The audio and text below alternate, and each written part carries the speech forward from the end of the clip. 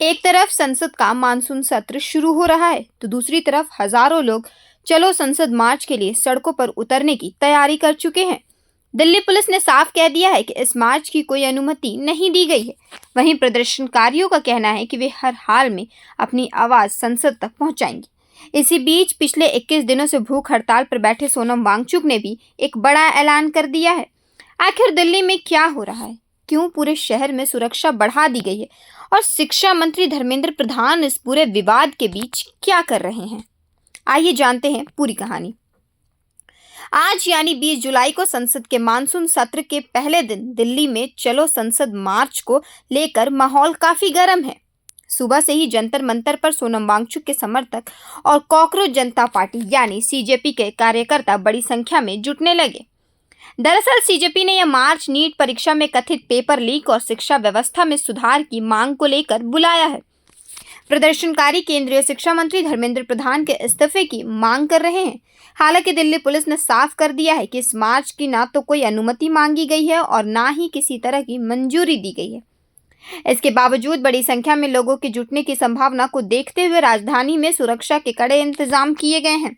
Delhi police ने भारतीय नागरिक सुरक्षा संहिता यानी बीएनएसएस की धारा 163 लागू कर दी है।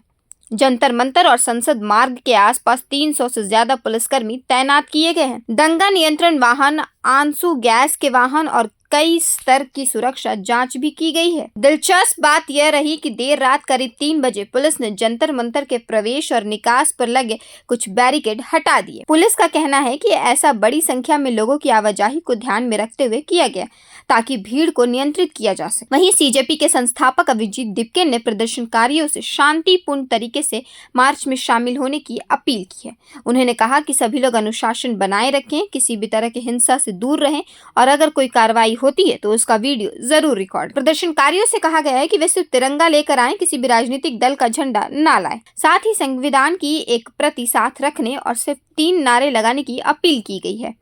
भारत माता की जय, धर्मेंद्र प्रधान इस्तीफा दो और इंकलाब जिंदाबाद। सोनम वांगचुक फिलहाल सफदरजंग अस्पताल में भर्ती हैं। उनकी भूख हड़ताल आज 21वें दिन में पहुंच चुकी है। स्वास्थ्य बिगड़ने के बाद दिल्ली पुलिस उन्हें अस्पताल लेकर गई थी। पुलिस का कहना है कि यह कदम अदालत के निर्देश के तहत उनकी सेहत की निगरानी के लिए उठाया गया। हालांकि सोनम वांगचुक और उनकी पत्नी ने इसे अवैध हिरासत बताया है। इस बीच सोनम वांगचुक ने एक बड़ा बयान देते हुए कहा है कि अगर सांसद उन्हें भरोसा दिलाते हैं कि शिक्षा से जुड़े मुद्दों पर सांसद में गंभीर चर्चा होगी तो वे अपना अनशन समाप्त करने पर विचार करेंगे। वहीं दूसरी ओर शिक्षा मंत्री धर्मेंद्र प्रधान अपने कार्यक्रमों में व्यस्त नजर आए। उन्होंने सोशल मीडिया प्लेटफॉर्म एक्स पर नीट यूजी 2026 के AIR2 पांशुल बंसल से मुलाकात की तस्वीर साझा की। उन्होंने छात्र की मेहनत और उपलब्धि की सराहना की। हालांकि इस पोस्ट के कमेंट सेक्शन में कई लोगों ने उनसे इस्तीफा की मांग भी की। फिलहाल सबकी नजरें इस बात पर टिकी है कि क्या चलो संसद मार्च शांतिपूर्ण तरीके से पूरा होगा या दिल्ली पुलिस और प्रदर्शनकारियों के बीच टकराव की स्थिति बनेगी। साथ ही अभी देखना होगा कि क्या संसद के भीतर शिक्षा और नीट से जुड़े मुद्दों पर चर्चा होती है और क्या सोनम वांगचुक अपना अनशन खत्म करते हैं। इन सभी सवालों के जवाब आने वाले घंटों में सामने आ सकते हैं। इस पूरे मामले पर आपकी क्या राय है, हमें कमेंट करके जरूर बताएं और इस मामले से जुड़ी हर बड़ी नई अपडेट के लिए देखते रहे प्रभात खबर और चैनल को सब्सक्राइब।